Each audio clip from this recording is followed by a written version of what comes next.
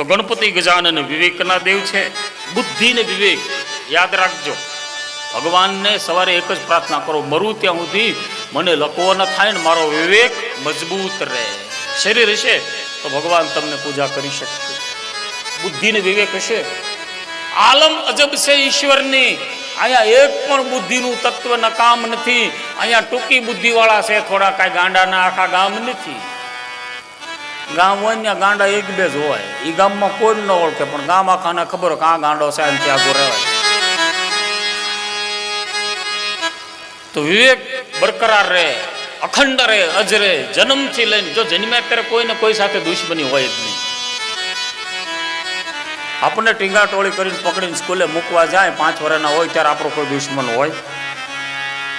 પછી પાપડમાંથી, બુકમાંથી, ચોપડામાંથી, નાની નાની ચીજમાંથી, ધ્યાન ભોજનથી, મોટા થઈને 20 વર્ષના થઈ લગ્નમાંથી, કોકના પ્રસંગમાંથી, ક્યાંક જાવી ત્યાંથી, પછી પાન માવા ખાવામાંથી દુશ્મન ઊભા થતા થતા મરવા ટાણે તો એ તો સારું છે. ભોળાનાથ આ મૃત્યુનું કામ એના હાથમાં રાખ્યું છે. મરવા ટાણે એટલું બધું સાફ થઈ જાય છે, પણ જન્મ વખતે કોઈને દુશ્મની નથી હોતી.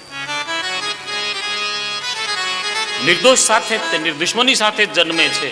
પણ જેમ જેમ જેમ જેમ અહંકારનો, ઈગોનો, પૂર્વાપર સંબંધનો, કર્મનો વાણો તાણો ભેગો થતો જાય. આ કપડું કેમ બને? સીધો દોરો રાખે તો કે કપડું ન બને, આડું રાખવું પડે. આ મશીન કટ છે એટલે દેખાય નહીં. જૂના ખાદી પહેરાય ને દેખાય. હાથ વણાટના જે રેટીઓ કાપ્યો હોય એને બે વાણો તાણો બે દેખાય. એમ કર્મના સુખ દુઃખના બંધનથી બંધાતા બંધાતા યુવાન થતા જાય. અને વમળને આંટીઓ એટલી બધી કરી કે મૂળભૂત સિદ્ધાંત, મૂળભૂત આનંદ, મૂળભૂત નિજાનંદ છુપાઈ गयो. नारद मुनि ने सभी देवताओं के पास आके विनंती की कि हाँ माँ मान गई है. सरस मीठा मधुरा सिंहासन के ऊपर विराजित भगवान शंकर ने आदेश दिया कि पूर्व में जैसे मैंने दक्ष को सजीवन किया था, इस मृत संजीवनी का प्रयोग करके इसको भी मैं जीवित कर दूंगा. आप कोई गज का मुख लेके आओ. उसकी भी गजासुर की भी, जिसका शरीर के ऊपर वस्त्र शिव ने रखा है वो गज का है. हमारे जैसे कपड़े नहीं पहनते. शिव भस्मी लगाते हैं क्योंकि कुछ प्रकार की जो बैक्टीरियल डिसीज है, बीमारियां, वो हमारे जो वर्तमान पोशाक है उससे भी आती रहती है. शिव के पास वो नहीं. अखंड अज अनादि जोगी जटिल अकाम मन नगन अमंगल भेष, ऐसा भगवान श्री शिव शंकर है, भोलेनाथ है. अद्भुत कथानायक, अद्भुत कथानक शिव के लिए है. क्या क्या बताए. ध्याये नित्य महेशम रजत गिरिनिभम चारु संद्रा वसंत सम रत्नाकल्पो जौलांगम परशु मृगवरादि हस्त प्रसन्न पद्मासीनं समस्ततूर्यं गुणादिव्याधिवतीवसानं विश्वान्धं विश्ववंदन निखिल भयाननं पंचवक्रम त्रिनेत्रम. जो गौर वर्ण के हैं, रूपा के पर्वत के समान है, सुंदर है, चंद्र जैसे मस्तक के ऊपर विराजमान ऐसा तत्व, रत्नों के समुदाय के सम उज्जवल है. उसके नेत्र त्रिनेत्र अंग उज्जवल है. परशु हस्त्र वरद अभय देने वाले हैं. प्रसन्न दे. अभयता चाहिए ना, निर्भयता. संसार में जिन किसी को तो भय बहुत लगता. हाँ, हमारे कच्ची माच में पहला बहुत बधा कीजा करता है. ઓલા મોટી મોટી મૂછવાળાના પહેલા વહેલા લગ્ન છે ને તો ઉઠીને એમ કે ગરમ પાણી મૂકો નહીતર જોઈ લઈશ.